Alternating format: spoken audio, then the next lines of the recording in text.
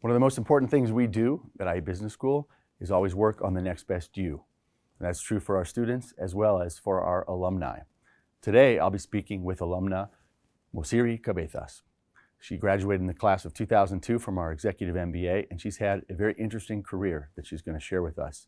Over 20 years of experience in digital at Telefonica, later at IKEA, and also AstraZeneca. More recently, she's had an interesting turn in her career, and I look forward to hearing about that now.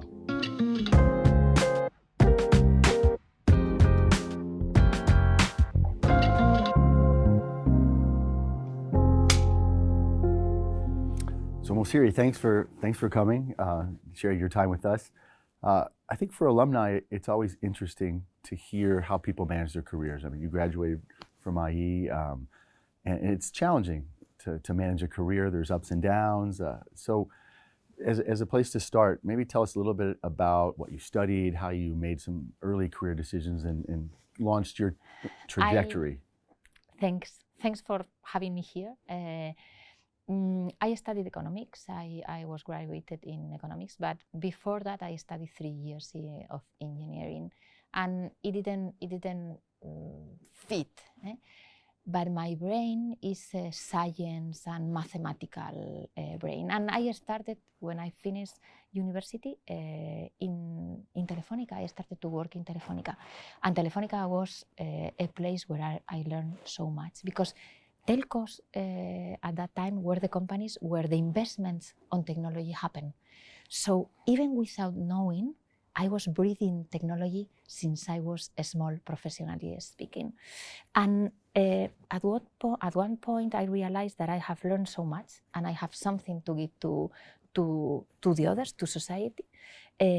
So I specialized myself on the impact that technology had in people and organizations. So that is why I got interested in digital transformation. And I wrote a book on digital transformation, and that changed many things in my life. I guess all of us have these kinds of moments, game-changing moments, catalyst moments in our careers that cause us to shift. Have you had any of those? Yes. As I shared with you, in 2015, I decided to write a book. I wrote a book with a colleague in Telefonica, who together we composed an amazing team. And I had to be brave because I was not a writer. My grandpa was a writer. So you're working full-time at Telefonica? Yes, I was working to full-time in Telefonica, and we decided to write a book, and I was not a writer. My grandpa was a writer. So I felt a little bit like entering a world that didn't correspond me. But, you know, I wanted to share things to the world, or with the world and with society. So I was brave. I took a step forward, and I published the book. I presented it in Maria de Molina, by the way. And many things happened after that. I started collaborated with the EEI as a professor. I discovered that I enjoy so much giving lectures, sharing with others. I was not afraid. I was like in my space, no? And all of a sudden, the second opportunity in my career appeared, and IKEA opened me the door, and IKEA has become my second home. So that catalyst of being brave and writing a book moved me into my future. And what was your role at IKEA? In IKEA, I was at that time the first digital transformation manager or director in a CMT, in the country management team. So quite related to the book you wrote. So the book was like a kind of a door opener. Yes, it gave was. you a level of expertise that was public, and it kind of helped you launch the next stage. It helped me position myself before many others did, on how to combine the power of technology, the power of people, with the needs in organizations. And IKEA at that time in Spain was in a huge process of transformation after the crisis. So I joined an amazing team in a great moment in incredible organization. What came next? So after IKEA? After IKEA, I was gifted by entering a new sector because I've traveled into three sectors: the telco, the retail, and the pharma. And I joined AstraZeneca in the middle of the COVID crisis in 2021, also with the role of helping AstraZeneca transform the way of doing a business in a marketing company, we call them, no? Because the innovation in molecules is done centrally, as you can imagine, and what organizations locally do is commercializing the molecules and under the huge regulation, European and country level and also local level. So I put together also a great team combining all the commercial capabilities with new digital capabilities. And this is during the pandemic, so I guess you're working remotely. Well, we started to work, when I started in AstraZeneca, everything was remote. So you had to build it, integrate, engage in teamwork in a remote environment. In a remote and complex environment. Yeah, when, imagine. Building trust, it is hard. You have to switch culture in people who had been super successful doing things with the same processes forever. And bringing together and again bringing and taking the best out of the traditional commercial way of doing things with new things, with humbleness and a lot of respect. Okay, so you're at AstraZeneca in the middle of the pandemic, trying to integrate, form a team, engage in some of the same things you were doing before in the pharma sector. But now you're doing something different. So tell us what happened. How'd you go from AstraZeneca to this new career? Well, I was let go. You were let go from AstraZeneca? Yeah, okay. in June. And since that, I have taken that as a huge opportunity to stop a little bit and think. I've been working almost 30 years non-stop, from one project to other, from one company to other.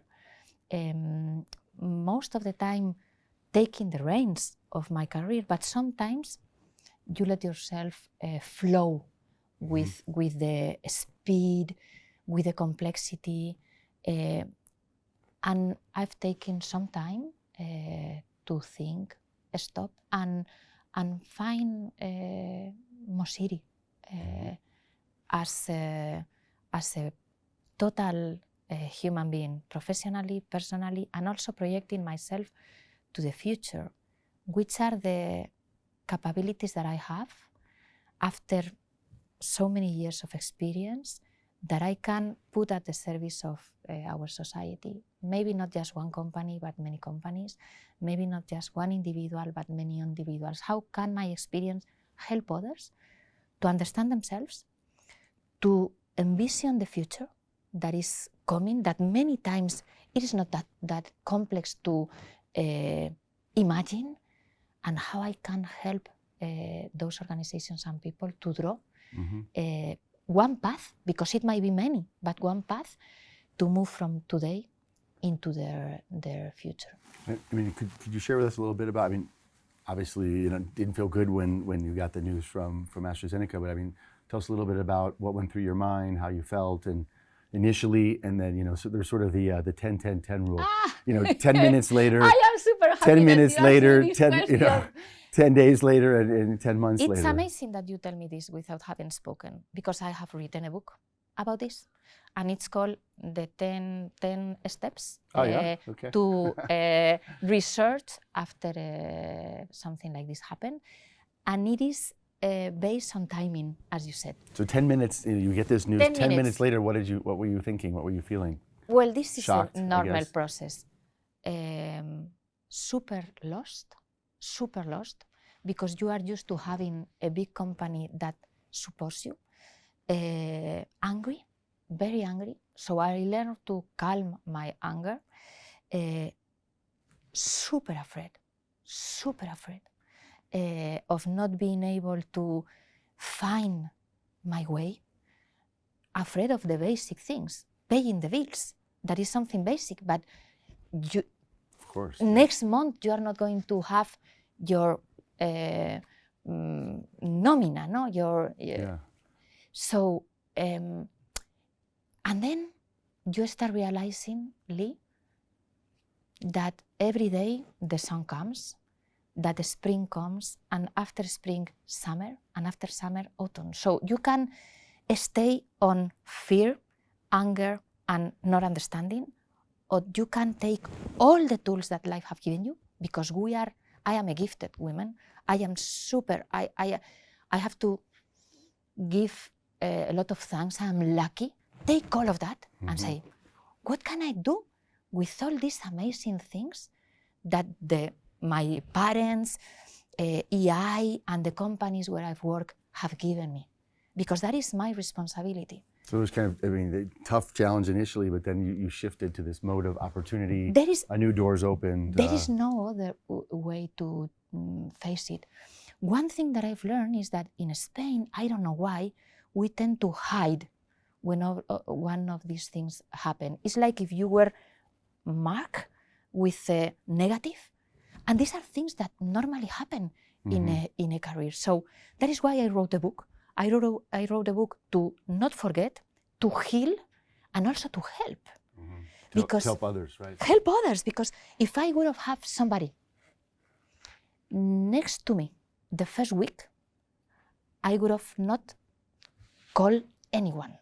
Because first weeks, you are not yourself.